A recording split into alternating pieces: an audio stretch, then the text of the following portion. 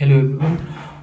My name is Deepak Chaudhary. I am an NDA aspirant, and today we will discuss about our medicals at the Air Force Central Medical Establishment (AFCME), that is at New Delhi, Subrata Park, New Delhi, or we can say at the Western Command, New Delhi.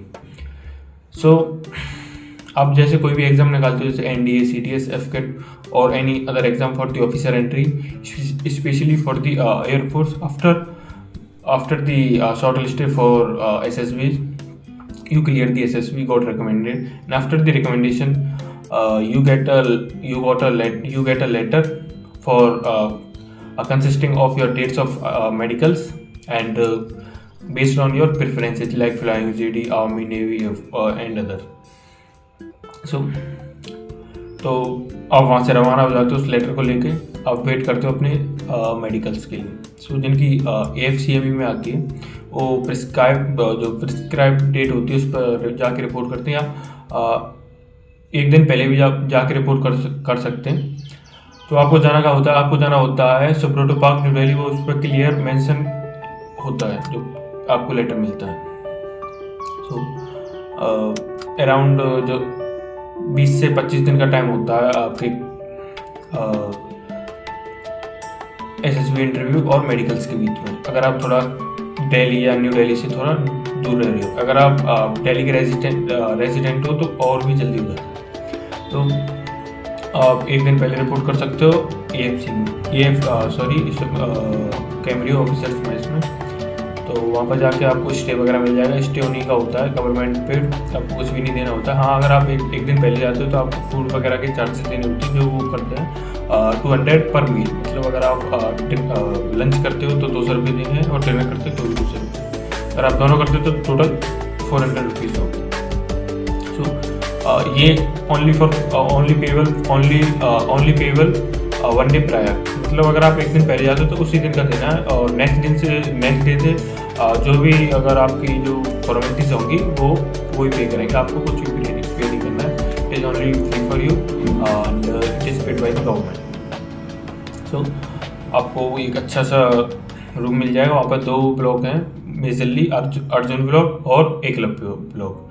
Arjun block के rooms वगैरह बहुत ही आलीशान है, मतलब अच्छे खासे rooms हैं और थोड़े बिग भी हैं साइज में. और जो एकलव्य जो है उसके छोटे छोटे रूम्स हैं like compartment types.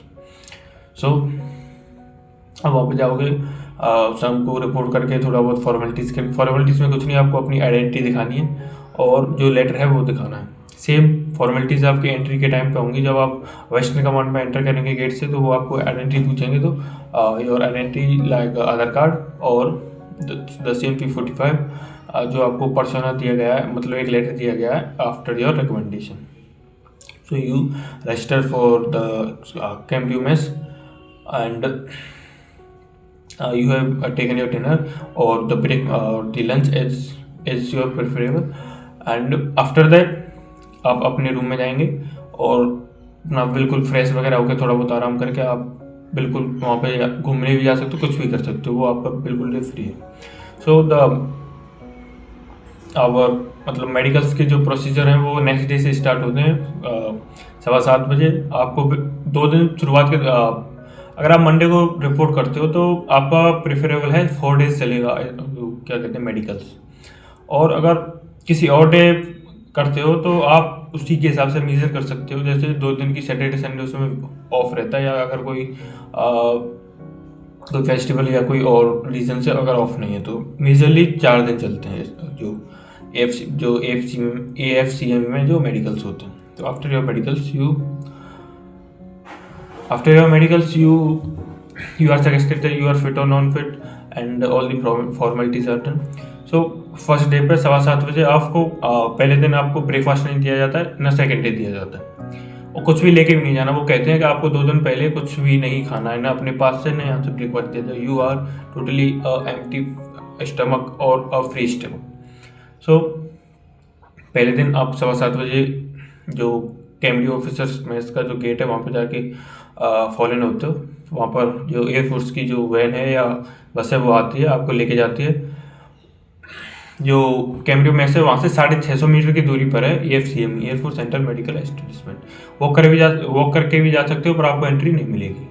So simply आपको ओनली बस से जाना है, जो बस आएगी अगर आपने रिपोर्ट की। अगर आप डायरेक्ट आते जाते हो, जैसे आप कहीं बाहर रह रहे हो, तो जैसे कहीं दिल्ली में रह रहे हो या कहीं न्यू दिल्ली में किसी और लोकेशन पर रहे हो, तो फिर आप P45 और अपना मेडिकल्स और आइडेंटिटी दिखा के एंट्री ले सकते हो। पर मेरी सजेशन यही रहेगा कि आप कैबरी बस में रहो आराम से अपने बंदों के साथ, आप इंजॉय करो वहाँ पर 4-5 दिन, और आराम से बस में जाओ, बस में आओ। सो वहाँ से 650 मीटर की 1-2 मिनट में पहुँचा के वहाँ पर आप का फर्स्ट डे का प्रोसेस शुरू हो जाता है। 7:15 बजे बस आती है, पहुँच जाओगे 2-3 मिनट में वहाँ पे पहुँच जाते हो। सो जो पहले दिन जो टेस्ट होते हैं वो आपका होता है blood, urine test and dental और ENT अगर टाइम बचता है तो डेंटल ब्लड में क्या होता है, आपको पहले you are totally empty stomach, you have not taken any type of breakfast, आपको चाय भी नहीं पीना, कुछ भी, only water you can take and nothing else. So after that आपको हर चीज़ के लिए ब्रीफ किया जाता है, पर अच्छा रहता है अगर आप थोड़े ज़्यादा स्मार्ट ना बनो तो उनकी जो ब्रीफ है उसको सुनो तो थोड़ा ज़्यादा अच्छा रहता है, आपके लिए ईजी हो जाता है। सो आपको टी वगैरह कुछ नहीं लेनी है पहले दिन, ना सेकंड डे ब्रेकफास्ट में। सो आपका ब्लड का सैंपल लिया जाएगा, आपको ग्लूकोज दिया जाएगा। सैंपल लेने के बाद एक गिलास of water filled with glucose, mixed with glucose. So आपको वो लेना, फिर आपके 2 घंटे बाद फिर आपका ब्लड का सैंपल लिया जाएगा। सेम एक बार जो पहले लिया गया था ब्लड का सैंपल, उसी के साथ यूरिन का सैंपल भी ले लिया जाएगा, और सैंपल लेने के बाद आपको भेज दिया जाएगा। आप अपने डॉक्यूमेंट्स फिल करोगे जो वहाँ पर देते हैं। डॉक्यूमेंट्स फिल करने में 11 बज जाएंगे आराम से। After 11 o'clock you will be मतलब फॉरेन किए जाओगे एक जगह, और जो सबका जब ब्लड वगैरह हो जाएगा 11 से, मान के चलो वहाँ पर एक ये चीज़ याद रख के जानी है, जब भी आप मेडिकल्स के लिए जा रहे हो तो अपने अंदर पेशेंस ढेर सारा लेके जाना, क्योंकि आपको हर चीज़ के लिए वेट कराएंगे। आपको वेटिंग पीरियड इतना रहेगा, हर चीज़ के लिए वेट ही करते रहो बस। तो आपके जब वो हो जाएगा ब्लड वगैरह का सबका, तो 11 से 12 बजे आप फॉलन होगे। फॉलन होने के बाद आप दूसरी लोकेशन पे ले जाए जाओगे, वही न्यू दिल्ली में डेंटल के लिए, डेंटल जो हॉस्पिटल है शायद, हाँ, तो वहाँ पर आप जाओगे, बस में जाओगे। सेम आप अपना नहीं जा सकते, या आप नहीं जा सकते डेंटल के लिए, तो आपको बस में ही जाना पड़ेगा। वहाँ पर आप एंट्री लोगे, वहाँ पर जाते ही वही आपके जूते वगैरह उतरवा देंगे, आपको वेटिंग रूम में बैठा देंगे एंड सेम लाइन लगा देंगे। वो अपनी मतलब जो लिस्ट लेके आएंगे उसमें ऐसे न्यूमेरिकल्स या आपका नाम वाइज बोलेंगे, आपको फॉलन मतलब एक लाइन लगानी है, उस डेंटल रूम में जाना है, जो भी आपके प्रिस्क्राइब ऑफिसर होंगे या आपके जो डॉक्टर होंगे। सो वो आप मुश्किल से 2 से 3 सेकंड्स लगाते हैं देखने में। आप जैसे ही चेयर पर बैठो, जो डेंटल वाली जो चेयर होती है उस पर बैठोगे या फिर खड़ोगे, इतना ही टाइम लगता है। सो आफ्टर दैट आपके डेंटल सब हो जाएंगे। डेंटल में मोस्टली किसी की कोई प्रॉब्लम नहीं आती है, आप बस कोई कैविटी है उसको थोड़ा ध्यान रख के जा सकते हो, मतलब ध्यान क्या, कैप लगा लो अगर कैविटी है, या फिल करा लो उसको, और या क्लीन करा के कुछ भी करा लो आप, और ऐसा कोई दिक्कत नहीं आएगी। डेंटल में किसी के मेजरली नहीं आती है। सो आफ्टर दैट अगर आप वहाँ से टाइम से आ जाते हो, मतलब 3 बजे से पहले वहाँ से आ जाते हो, 3 o'clock से पहले, शाम के 3 o'clock से पहले, तो आपका ENT उसी दिन हो जाएगा। अगर आप लेट हो जाते हो किसी कारणवश, या मतलब थोड़ा टाइम लग जाता है वहाँ पर, तो आपका ENT नेक्स्ट डे होगा। हमारा ENT था नेक्स्ट डे, उस दिन नहीं हुआ था। तो ENT में सिंपल होता है ईयर, नोज और थ्रोट, ये भी सिंपल ही होता है। अगर किसी की ENS में अपना वैक्स वगैरह करा के जाओ, थ्रोट में मेजरली किसी की प्रॉब्लम आती नहीं है। अगर किसी की आती है तो एक माइनर सर्जरी होती है, वो भी क्लियर हो जाती है। Same goes to the nose. So अपना वैक्स करा के जाओ, ये हो गया। और नोज में कोशिश करना उस टाइम पे आपको कोल्ड एंड कफ ना हो रहा हो। अगर कोल्ड कफ हो रहा है आपको तो आपके प्रॉब्लम हो सकती है। तो ENT में सिंपल चेक करेंगे, हाँ नोज भी वगैरह साफ सब मतलब क्लियर करके जाओ भाई। आप मेडिकल्स के लिए जा रहे हो, ऐसी थोड़ी वहाँ पर बारात में थोड़ी जा रहे हो, कैसे भी चले जाओ। तो ENT हो जाएगा। ENT सिंपल होता है। अगर कोई माइनर भी कोई दिक्कत होती है, जैसे छोटी मोटी जो नेग्लिजिबल होती है, तो आपको दवा वगैरह डाल के क्लियर कर देते हैं। जैसे मेरे ग्रुप में 3 को मतलब जो कुछ भी किया होगा उन्होंने 3 को किया था, दवा वगैरह डाल के कुछ जल किया ही किया था। So after your ENT the first day is over. ये 3 बज चुके होंगे, 3 या 4 बज चुके होंगे, 3:30 या 3:30 या 4, शाम के 4 बज रहे होंगे। आपको उसी बस में ले जाया जाएगा, आपके कैमरे ऑफिसर्स मेस में छोड़ दिया जाएगा। आप वहाँ से छूट के अपना लंच कर सकते हो। 3:30 बजे आप लंच करोगे, थोड़ा बहुत आराम करो, 7 बजे आप फिर फॉलो इन हो जाओ, मतलब आराम करो या कुछ भी खेलो कूदो। वहाँ से 400 मीटर की दूरी पर एयरफोर्स ग्राउंड है, जहाँ पे आप कुछ भी खेल सकते हो, दौड़ सकते हो, कुछ भी कर सकते हो as you want. So after that आप 7 बज जाएंगे शाम को। अच्छा, ये ध्यान रखना, वो आपको ब्रीफ भी कर देंगे। आपको जो भी एक्टिविटीज़ होती है वो फॉर्मल्स में होती है। जैसे आपके मेडिकल्स हो रहे हैं वो फॉर्मल्स में होंगे, आप फॉर्मल्स में जाओगे। और जो आप डिनर, लंच और ब्रेकफास्ट जो भी होगा वो भी फॉर्मल्स में होगा। तो मेरा प्रेफरेबल है कि आप 2 जोड़ी फॉर्मल्स ले जाओ। एक से भी काम चल जाएगा, पर 2 ले जाओ तो और सिंपल ही है। 4 दिन की बात है, ऐसा कोई दिक्कत आती नहीं है। और अपना जो टी शर्ट वगैरह जो लोकल जो क्लॉथ्स हैं उसको भी ले जा सकते हो, बाद में पहनने के लिए ईजी रहेगा। इतना ज़्यादा सामान ले जाना नहीं होता, एक सिंपल छोटे से बैग में सब कुछ आ जाता है, ठीक है। और आप जो पैकिंग अपने हिसाब से कुछ भी कर सकते हो। और स्नैक्स वगैरह भले ही ले जाओ या मत ले जाओ तो और अच्छा रहेगा, क्योंकि आपको टाइम दिया नहीं जाएगा। आपको बता दिया जाएगा कि भाई आपको कुछ खाना नहीं है 2 दिन, और तीसरे दिन आपको नंगा ही होना है, और उसी के हिसाब से सब काम चलेगा। तो भले ही ले जाओ या मत ले जाओ, ले भी जाओ तो ज़्यादा मत ले जाओ, कोई काम नहीं आएगा, ठीक है। तो दूसरे दिन आपको सेम खाली पेट रखा जाएगा, क्योंकि आपका उस दिन अल्ट्रासाउंड होगा, यू सी, एंड एक्सरे वगैरह भी होंगे। जो पहले दिन था वो खाली पेट आपको रखा तो जाता है, पर आपके साथ ब्रेकफास्ट जाता है। आप जब अपना जो ब्लड वगैरह दे देते हो और डॉक्यूमेंट हो जाते हैं, तो 11 के 12 बजे जब डेंटल जाने से पहले आपको ब्रेकफास्ट दिया जाएगा। तो आप वहाँ पर जो कैंटीन है उसमें जाके अपना ब्रेकफास्ट कर सकते हो। Same goes to the second day, कर सकते, क्या करना है, same goes to the second day.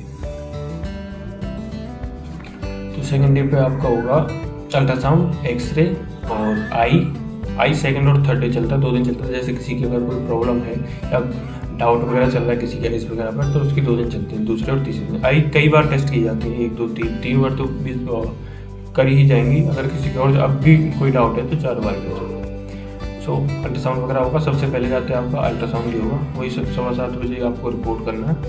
और सेम अल्ट्रासाउंड, फिर आपका होगा एक्सरे। जो जीडी वाले हैं उनका 3 एक्सरे होते हैं, और जो फ्लाइंग वाले हैं उनके 6 एक्सरे होते हैं। अल्ट्रासाउंड, एक्सरे, अल्ट्रासाउंड में वही आपका गॉल ब्लैडर वगैरह जो भी आप वो चेक कर, सिंपल होता है सब कुछ। और आइज़ वगैरह, आइज़ पहले जेसीयू चेक करेंगे, जेसीयू या एनसीयू जो भी होंगे, फिर आपको डॉक्टर्स चेक करेंगे। Same 6/6 for the flying and JD का आप देख लेना। सो आइज़, कलर ब्लाइंड और जो भी आई डिपार्टमेंट में जितने भी आते हैं, मैं प्रेफरेबल करूँगा कि आप कोई ज़्यादा वगैरह ट्रीटमेंट लेके मत जाओ। अगर आपको पहले से चुल मची है तो किसी आई स्पेशलिस्ट पे जाओ, किसी लोकल डॉक्टर पे मत चले जाना, वो किसी स्क्रीन के सामने आपको बिठा के और देख ले, हाँ 6/6 हो गया, चलो भाई जाओ। नहीं, अगर आप पहले जा रहे हो, आपकी चुल है, तो किसी एक आई स्पेशलिस्ट पे जाओ, ना सिर्फ वो 6/6 चेक करे, बस आपकी आंखों में देख के कोई और भी कमी हो उसको बता दें। अगर आप नहीं जा रहे हो तो ठीक है, जैसे आइज़ में कोई मेजर प्रॉब्लम नहीं आएगी अगर आप पहले से ही फिट हो। और पहले से ही अनफिट हो तो कुछ नंबर का चक्कर आता है। हाँ, कलर ब्लाइंड वगैरह ये आप चेक करा सकते हो कहीं बाहर, एक स्पेशलिस्ट पर कलर ब्लाइंड, या जैसे उसमें जो एनडी की नोटिफिकेशन में सब कुछ लिखा हुआ है, एनडी सीटी सर्टिफिकेट, उसको आप देख सकते हो। आपकी कोई प्रॉब्लम हो उसी के हिसाब से ट्रीटमेंट ले। हाँ, सर्जरी वगैरह नहीं करानी एनडी वालों के लिए, सर्जरी मतलब लेज़र वगैरह, और कोई भी छेड़खानी भाई मत कराओ यार। एनडी का जो कोई अगर माइनर है या कोई छोटी है, क्योंकि आप कराने को जाओगे हो कुछ जाएगा, फिर वो समझेंगे कुछ मेजर हुआ है इस चीज़।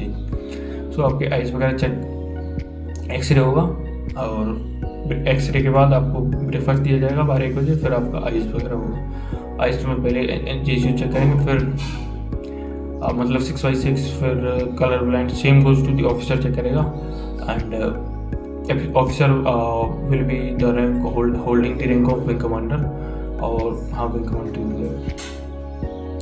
आफ्टर दैट यू आपके ड्रॉप डाली जाएगी आँख में 2 या 3 बार, हमारे में 3 बार डाली गई थी, आप अपना देख लेना भाई। उस ड्रॉप को डाल के मतलब आपको पास का कुछ भी नहीं दिखता, धुंधला दिखता है, दूर का तो बिल्कुल क्लियर है, और थोड़ी जलन भी होती है आँख में। वो मेजरली मेरे हिसाब से माना जाए तो वो एक तो आँखों को क्लियर करने के लिए डाली जाती है, जिससे कि आपके जो अंदर रेटिना वगैरह वो चेक करते हैं, रेटिना में कोई होल वगैरह मेजर तो नहीं है, मतलब एक साइज़ होता है ना जो रेटिना पे जो होता है, वो स्क्रीन जो पीछे होती है उसको वो चेक करते हैं। और जो उसका ये भी फ़ायदा होता है सर कि जो आप लेंस वगैरह लगा के जाते हो वो उससे क्लियर हो जाते हैं, मतलब दिख जाएंगे या हट भी जाएंगे। तो लेंस वगैरह तो भाई बिल्कुल भी मत लगा के जाना अगर आपको PR नहीं चाहिए था या TR नहीं चाहिए था। PR नहीं दिया जा सकता, PR नहीं दिया जाता पहले EFCB में या SMB में। आपको अगर आपकी उंगली भी कटी हुई होगी पहले आपको TR दिया जाएगा, फिर AMB के बाद आपको TR PR में बदल जाता है। समझिए, क्लियर भी हो जाता है अगर कोई माइनर है, मेजर का तो नहीं भी होता, वो आप भी जानते हैं। सो आफ्टर द सेकंड आई के बाद आपका सेकंड डे क्लियर हो जाता है। जिनका क्लियर ही है वो उनका टिक लग गया, या जिनके डाउट है उन पर डाउट रहता है, या कोई माइनर है कि अगर ये क्लियर हो सकता है अभी या किसी डाउट हुए तो उसका 3rd डे होगा। 3rd डे आपका मेडिसिन और सर्जरी होगा। सेम जाओगे, लंच करोगे, फिर खेलो कूदो आराम से, 7 बजे डिनर करो, अपने बंदों के साथ मस्ती करो, सो जाओ। 7:15 बजे रेडी होके ब्रेकफास्ट वगैरह, तीसरे दिन आपको ब्रेकफास्ट मिलेगा। अच्छा खासा ब्रेकफास्ट रहता है भाई वहाँ पर, खाना बहुत अच्छा है वहाँ पर। इंजॉय करना वहाँ पर अपने बंदों के साथ, मेमोरीज बनाना, घूमना फिरना वहाँ पर, अच्छी जगह। तो ब्रेकफास्ट वगैरह करके सेम 7:15 बजे आप वहाँ पर एंट्री लोगे, मतलब बस से जाओगे वहाँ पर एंट्री लो। और उसके बाद आपका शुरू होता है, पहले सबसे पहले होता है शायद क्या होता है, एक तो UCG होता है जो हट पे जो कुछ भी लगा के जो चेक करते हैं, आपको नंगा कर दिया जाएगा, आपके हट को चेक करते। एक होता है सर्जिकल, सबसे पहले होगा आपका सर्जिकल। अब सर्जिकल में सेम आपके जो आपको नंगा कर दिया जाएगा और एक रूम में बिठा दिया जाएगा। ज़्यादा कोई EFCB में कोई ऐसी हरकत या मस्ती मत करना जिससे आपको कोई दिक्कत आए, ये कॉमन सेंस वाली बात है। सो आपकी नंगा कर दिया जाएगा, एक रूम में बैठा दिया जाएगा आप सब। उसके बाद आपको 5 जन आप जाओगे सर्जिकल के रूम में। हो सकता है मेल भी हो फीमेल भी हो, मेजरली मेल होते हैं, फीमेल भी हो सकती है, इससे कोई दिक्कत नहीं। सो आपके सिंपल चेक होंगे तो सर्जरी में चेक होते हैं, जैसे आपकी नोकनी, फ्लैट फुट और आपकी और ये जो टेस्टिस वगैरह जो भी चेक करते हैं वो भी जो खांसने के लिए बोलते हैं सेम। और आपकी नोकनी, फ्लैट फुट मैंने मेंशन कर दिया। आपके कोई डिफेक्ट तो नहीं, जैसे उंगलियां वगैरह टेढ़ी तो नहीं है, आपके जो हैंड का जो एंगल है वो तो नहीं है 10-12 डिग्री से ज़्यादा, जो प्रिस्क्राइब्ड जो होता है वो तो नहीं है, और सिंपल होता है ये। अगर आपकी कोई नेचुरल डिफॉर्मिलिटी नहीं है तो आपके नहीं होगा, नेचुरल या कोई एक्सीडेंटल और आपके है तो भाई अब अनफिट तो आपको पहले भी पता, सर्जिकल का आपको पहले ही पता होता है। हाँ, जो टेस्टिस में जो पानी वगैरह आता है उसको हाइड्रोसिल क्या कहते हैं वो आपको नहीं पता रहता, या जो शुरुआत होती है नहीं पता, वो मेजरली हमारे किसी की बात है नहीं। ये होता है जैसे आप कोई भी एक्सरसाइज कर रहे हो, जैसे जिम कर रहे हो, रनिंग वगैरह कर रहे हो या खेल रहे हो, आप थोड़ा यहाँ पर कोई टाइटी वगैरह नहीं पहनते हो, जैसे कुछ भी रनिंग के लिए जो किट वगैरह आती है तो अगर उसको नहीं पहनते हो तो हाइड्रोसिल से आप पानी वगैरह आ जाता है। तो कोई आप एथलीट हो या कुछ भी हो, गेम्स वगैरह में जा रहे हो तो भाई अंडर जो प्यूबिक रीजन है यहाँ पर एक टाइटी वगैरह पहना करो, जिससे आप ही की दिक्कत नहीं है और कुछ नहीं। सो आफ्टर दैट आपका हाँ ये है, मतलब एयरफोर्स में अगर आपके फ्लैट फीट और नौकनी मतलब देखिए सब जगह जाते हैं, पर एयरफोर्स में थोड़ा जैसे उसमें मान के चलो आपकी 90% प्रोबेबिलिटी है कि आप क्लियर कर जाओगे। सॉरी, अगर आप जैसे आपकी आर्मी के लिए जा रहे हो तो आपकी 75% पॉसिबिलिटी है अगर आप क्लियर हो तो क्लियर कर जाओगे। तो इस आर्मी के लिए सर्जिकल में 90% होती है, क्योंकि वो सिंपल चेक करते हैं। आर्मी में थोड़ा सर्जिकल थोड़ा टफ होता है, सिंपल ही है। वैसे अगर आपकी डिफॉर्मिलिटी है तो आप छोड़े कहीं भी नहीं जाओगे, ये ध्यान रखना। फ्लैट फीट, नौकनी, इन पर थोड़ी रियायत बढ़ती जा सकती है। जैसे किसी का थोड़ा पैर का साइज थोड़ा लंबा है या लगता है फ्लैट फीट है, वैसे है नहीं, तो आर्मी एयरफोर्स में तो निकल जाएगा, पर आर्मी में तो उसका थोड़ा डीपली चांस होगी। मतलब आपको लेटा के या कैसे भी टोस पर खड़ा करके वो देखेंगे सिंपली। वैसे आता नहीं है किसी का, अगर किसी का है तो पहले ट्रीटमेंट वगैरह जो भी कुछ आता है, शूज़ वगैरह या सोल्स वगैरह आते हैं उसके लिए, नौकनी वगैरह के लिए भी एक्सरसाइज वगैरह है, उसको करो हो जाएगा। किसी की मेजर है तो भाई फिर आप ट्राई ही क्यों कर रहे हो, ठीक है। सर्जिकल हो गया, सर्जिकल के बाद फिर वेट करो। वेट बहुत तगड़ा होता है भाई, वेट करना सीख जाओ। फिर UCG हुआ, जो आपके हार्ट पे जो भी लगा के जाते हैं। हमारे में क्या हुआ था, UCG चल रहा था, मैं लास्ट सेकंड बंदा था, तो उसने हार्ट पे जो लगाया, वो कह रहे हैं कि कैंडिडेट आपका तो हार्ट ही काम नहीं कर रहा। सो एक्सरसाइज वगैरह कराई, पुशअप्स वगैरह कराई। फिर उसके बाद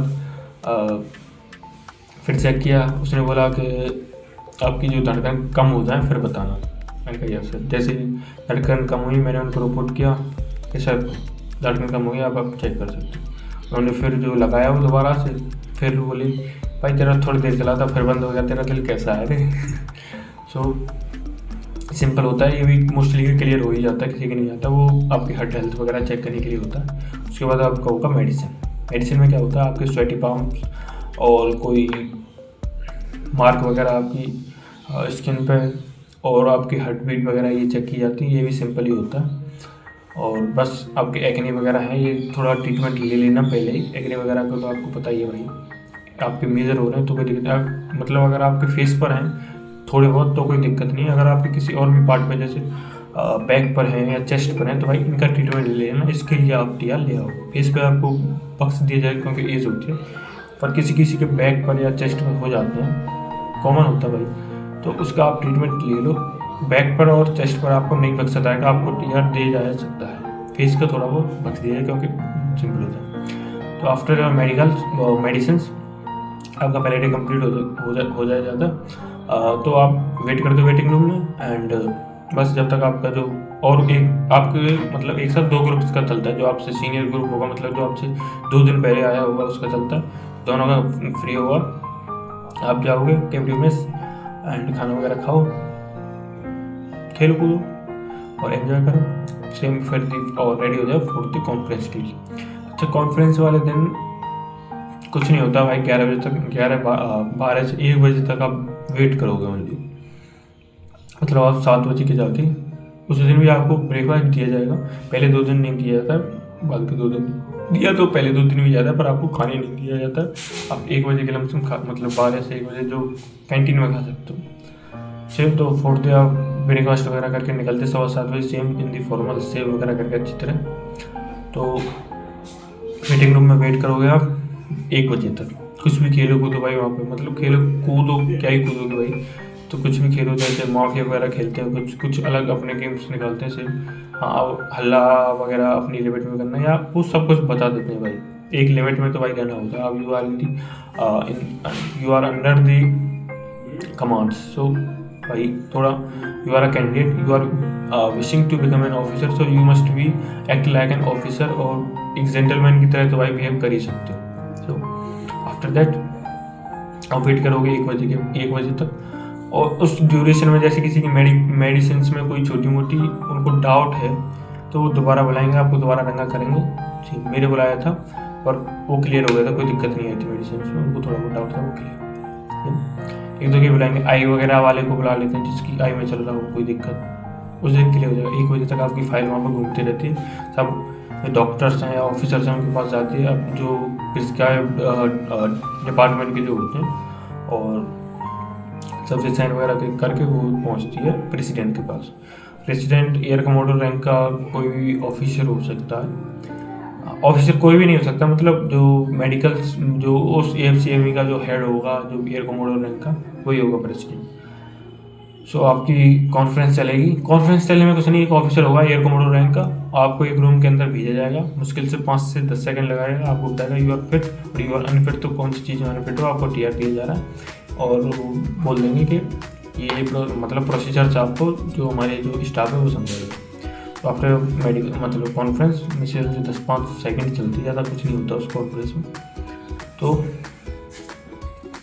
जो बंदे फिट होते हैं उनको छोड़ दिया जाता है, और जो अनफिट होते हैं या टीआर जिनको दिया जाता है उनके लिए एक फॉर्म वगैरह होता है, उसकी 3 कॉपीज होती हैं, और तीनों पर साइन कराया जाता है। 2 कॉपी वो रख लेते हैं, 1 को आपको दे देते हैं, और आपको एक की मतलब एक ओरिजिनल डॉक्यूमेंट होता है, वो उस पर जो एयर कमोडर होंगे उनके सिग्नेचर वगैरह होंगे, उसकी आपको समझाया जाता है। जैसे आपको 3 जगह भेजना है, उसमें क्लियरली मेंशन होता है। आपको 2 पेज दिए हैं, एक तो वही उन्होंने दिया, एक और होता है उस पर आपकी नेम वगैरह लिखा कि मतलब मेरे को ये वो है, मैं उस पर वो करूँगा। एक एप्लीकेशन फॉर्म होता है बात की जाए तो आपको ये दिया था। आप अपने घर आते हो, आप जो 40 रुपये जो डिपॉजिट होते हैं इस EMB के लिए, वो आप EMRO की वेबसाइट पे जाके फिल कर सकते हो भाई। वैसे वो बोलते हैं जैसे आप देहरादून जाके कर सकते हो 40 रुपये फिल, और SBI की ब्रांच में जाके फिल कर सकते हो या ऑनलाइन भी फिल कर सकते हो। अब भाई कोई तमिलनाडु का बंदा है तो वो देहरादून आके 40 रुपये फिल करेगा नहीं, या फिर कोई गाँव का है या कहीं का भी हो भाई। स्टेट बैंक वालों को आपको पता ही है भाई कितने वो अच्छी तरह काम करते हैं, या मतलब काम तो सब अच्छी तरह करते हैं, पर उनका क्या ही वो करेंगे आपके 40 रुपये के लिए। वो तो सिंपल होता है भाई, अपना ऑनलाइन जाओ 5-2 मिनट में क्लियर करो, जो PDF होगा उसका प्रिंट आउट निकलवाओ, उसके साथ अटैच कर दो जो अपना जो एप्लीकेशन फॉर्म है आप AMB के लिए भेज रहे हो। तो आपको 3 जगह भेजा जाएगा, एक तो आपको FCMA में भेजेंगे आप, एक एयर हेडक्वार्टर्स में, एक AMB के लिए, मतलब जो RK-पुरम वगैरह। एड्रेस तीनों के डले हुए होते हैं, जो ओरिजिनल वाला होता है जिसपे साइन हुए होते हैं वो आपको RK-पुरम भेजना है AMB में, और जो कॉपीज़ होती हैं वो आपको भेजना है और 2 जगह। और उस पर आप अपना अंदर जो उसमें अपना एड्रेस नेम वगैरह सब कुछ डालते हैं ना भाई, हो जाता है कभी कभी मिस्टेक, पर डाल दें। सो 5-6 दिन में आपको पहुंच जाएगा। आपको वो बोलते हैं कि मतलब आज से 10-15 दिन बाद जब आप लेटर भेज दो तो एक बार कॉल करके अपनी डेट्स वगैरह पूछ लो। विदिन 42 डेज आपका AMB का डेट्स वगैरह आ जाते हैं, आपका AMB होता है वो आपकी आगे के प्रोसेस। तो this was about the FCME या आपका SMB जो होता है, जो सबसे फर्स्ट मेडिकल होता है या सर्विस मेडिकल वो। और इसमें मेरा बताया जाए तो भाई मेरा सिंपली चला था, ऐसे कोई दिक्कत आई नहीं, कोई मेजर टीयर था ही नहीं। और हाँ, कॉन्फ्रेंस वाले दिन क्या था कि हमारे में ऑफिसर्स थे, मतलब जो एविएशन विंग के लिए आर्मी के जो आते हैं, 1-2 ऑफिसर कैप्टन या लेफ्टिनेंट इनके जो आते हैं, मेजरली कैप्टन होते हैं, एक तो लेफ्टिनेंट भी होते हैं। सो उनका भी चलता है हमारे साथ ही, सेम प्रोसीजर फॉर देम। सो क्या था, कॉन्फ्रेंस वाले दिन बैठे थे हम लोग, और वो जो 2 थे वो नेक्स्ट ग्रुप के लिए आए थे, जो हमारा जो 4th डे था उनका किसी का 2nd डे होगा, तो वो हमारे साथ आके बैठ गए। उनको पता नहीं था कि जो कैंडिडेट उनके ग्रुप वाले हैं वो कहाँ थे। तो भाई हम वही बकैती वगैरह कर रहे थे वहाँ पर, तो उन्होंने मेरे को पकड़ लिया कि भाई खड़ा हो जा। किसी चूती ने वहाँ पर बोल दिया कि सर इसका बर्थडे है, एंड उनका रगड़ा शुरू हो गया भाई। उन्होंने मेरे को खड़ा कर लिया और पुशअप्स लगाने को बोल दिया। पुशअप्स भी 1-2 या 10, 20, 50, 100 नहीं, उन्होंने मतलब नंबर डिस्क्लोज नहीं करूँगा, पर हाँ 150 से ज़्यादा थी, 200 से स्लाइटली कम थी। अगर आप नियरेस्ट 100 कर रहे हो तो वो 200 पे पहुँच जाएगी, 200 से स्लाइटली कम थी और 150 से स्लाइटली ज़्यादा थी। इट वॉज मतलब my S multiply by my into 10, आप समझ सकते हो इसमें। और कुछ बोले तो भाई पुशअप्स वगैरह लगाते रहते हैं, सभी लगाते रहते हैं, मैं भी लगाता रहता था, पर इतना नहीं पता था कि मैं इतनी मार सकता हूँ कभी, मतलब आई कैन डू दिस। तो पहले 40-50 नॉर्मल चली थी, फिर उसके बाद भाई मेरी मतलब 50 नॉर्मल, सिंपली 50 तो सभी मार लेते भाई, करते भी हैं। तो 60 तक कोई दिक्कत नहीं है। उसके बाद थोड़ा ऐसा लगा भाई अब नहीं हो पाएगा, 100 हो गया, 120 की पहले जाके लगा भाई मोर देन इनफ हो गया। और जो ग्रुप वगैरह था उन्होंने प्रीज वगैरह किया तो वो भाई कंप्लीट हो गया। वो भी आर्मी वाले भाई इतने, उनके पास इतनी भी दया नहीं थी कि भाई वहाँ से उठ के चले जाएँ तो मैं खड़ा हो जाऊँ। तो जब तक मैंने कंप्लीट नहीं की वहीं पे बैठ के एक को गिनते रहे, वो टाइम प्रेशर और दे रहे थे भाई, इतनी जल्दी लगता है, इतनी जल्दी लगता है, तो जान निकालती है। ठीक है, everything was fine, you will enjoy the 4 days, best of luck for your medicals, clear your SSB, then go for medical. Obviously you can't go for medical without clearing the SSB.